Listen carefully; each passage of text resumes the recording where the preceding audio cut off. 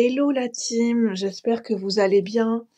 En ce mercredi matin, j'avais envie de vous faire une petite vidéo. Ce matin, je me suis réveillée contrariée. Et puis finalement, je me suis rendu compte que c'est le reflet. En fait, c'est la difficulté. La contrariété vient de la difficulté à comment dire, à vivre une vie qui a du sens dans cette société. Peu importe là où vous vous trouvez dans le monde, ça va dépendre de là où vous vivez, de vos conditions de vie, enfin de plein de choses en fait, hein. Du gouvernement qui est en place, même s'il y a pas que ça.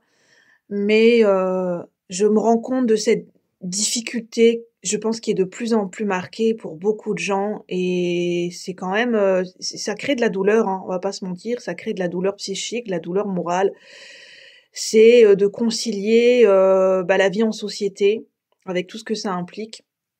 Concilier, cette vie matérielle et la façon dont on gagne de l'argent et vivre une vie pleine de sens, qui est en accord avec notre essence profonde, nos valeurs, nos aspirations et quel message on est venu apporter sur cette terre. Et moi, c'est vraiment ça. Je pense que notre vie, elle est pas anodine. On n'est pas là. Après, c'est ma croyance profonde. On n'est pas là pour rien sur terre. C'est comme ça que je le ressens. On le ressent comme un appel à grandir, à faire porter un message, à aimer davantage, à vivre une vie pleine de sens, dans tous les sens du terme. Et pour beaucoup de personnes, vivre une vie pleine de sens et de comment on peut le générer et l'apporter, ça passe par le professionnel, par la vie professionnelle. Et là, je trouve que c'est là où il y a le couac. C'est de faire la bascule et de concilier vie matérielle avec une vie professionnelle qui a du sens pour nous et de l'expandre. Et et c'est complexe. Pour moi, c'est un enjeu qui est majeur dans ma vie, qui grandit de plus en plus et c'est très complexe. Parce que, pour moi aujourd'hui, dans mon échelle, de hiérarchie, être en accord avec mon essence, mes valeurs et me réveiller chaque matin, me sentir épanouie et vraiment, continuer à faire vivre ma passion. C'est très important, c'est vital, c'est sacré. C'est le sens du sacré dans ma vie. Pour moi, si je ne peux pas apporter ma spiritualité dans ma vie de tous les jours, ça n'a aucun intérêt. Sur le plan, j'ai besoin que mon âme puisse s'exprimer dans mon quotidien. Et et pour le moment, comme ce n'est pas le cas, j'ai un quotidien qui est complètement séparé de ma spiritualité. En fait, ça crée beaucoup, ça crée, un tiraillement qui devient de plus en plus douloureux et hem et on a beau le savoir, on sait pas comment gérer cette bascule, en fait. On sait pas on sait pas comment relier ces 2 réalités en nous. La réalité du profane et la réalité du sacré. La réalité du quotidien et une réalité beaucoup plus profonde en nous, en fait. Une réalité, le sens du sacré. Et je trouve que dans notre société, il y a une perte. Il y a une perte du sacré et pour les gens qui ont envie de ramener du sacré dans leur vie et dans la société, c'est compliqué parce qu'on sent il y a la perte du sacré. Et je trouve que c'est le monde matériel aujourd'hui qui prime sur toute autre chose. Et en fait, je pense qu'on prend le problème à l'envers.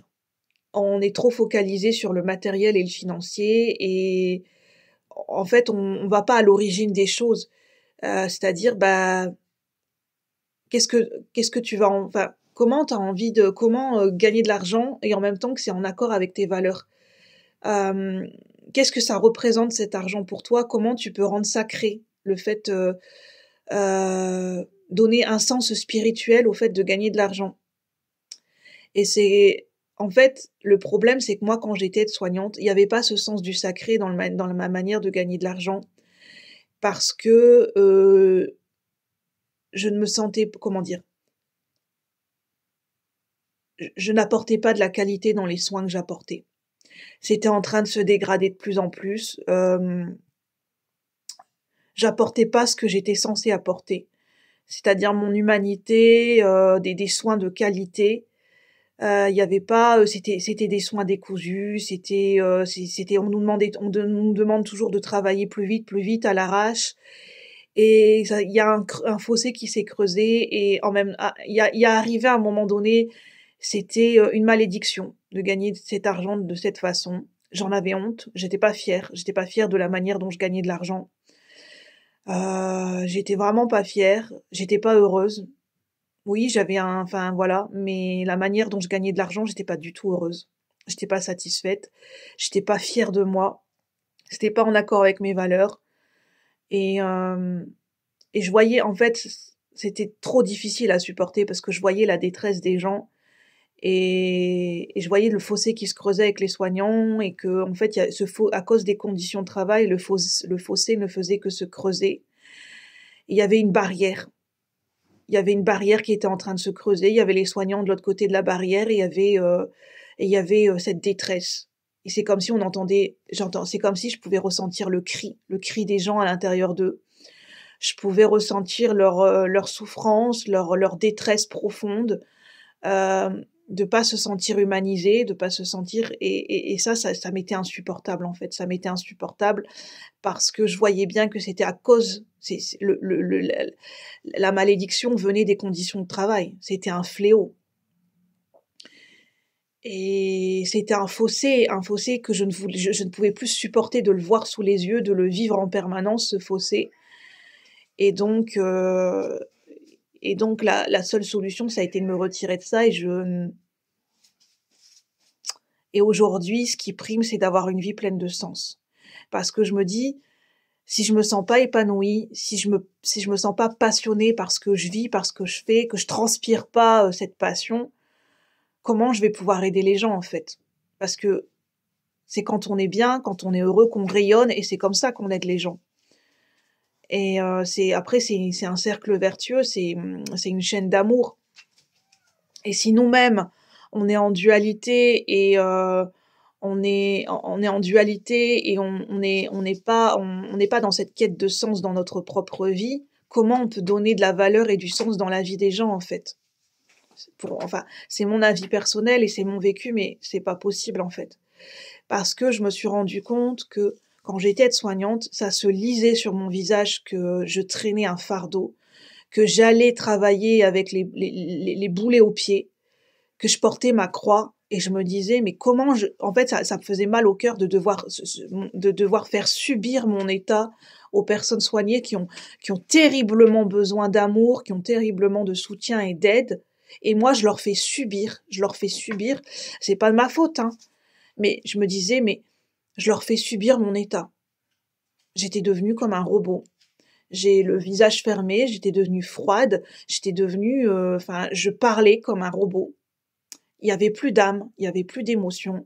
Les gestes manquaient terriblement d'amour, terriblement d'empathie. Et vu que c'est pas ma nature profonde, j'avais une douleur immense de ce que j'étais en train de faire vivre aux personnes soignées.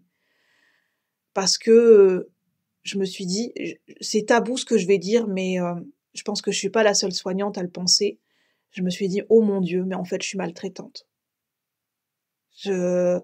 Normalement, je suis là pour la bientraitance, et en fait, je suis maltraitante. Et c'est pas possible. Pour moi, c'est pas possible. Je peux pas continuer décemment à gagner de l'argent, alors que, au fond de moi, je sens que ce que je fais, je n'apporte pas des soins de qualité. Décemment, je ne peux pas continuer. Et c'est pour ça qu'il y a des gens qui n'ont pas compris. C'est pas parce qu'on a des compétences sur le papier que ça veut forcément dire qu'on remplit toutes les cases.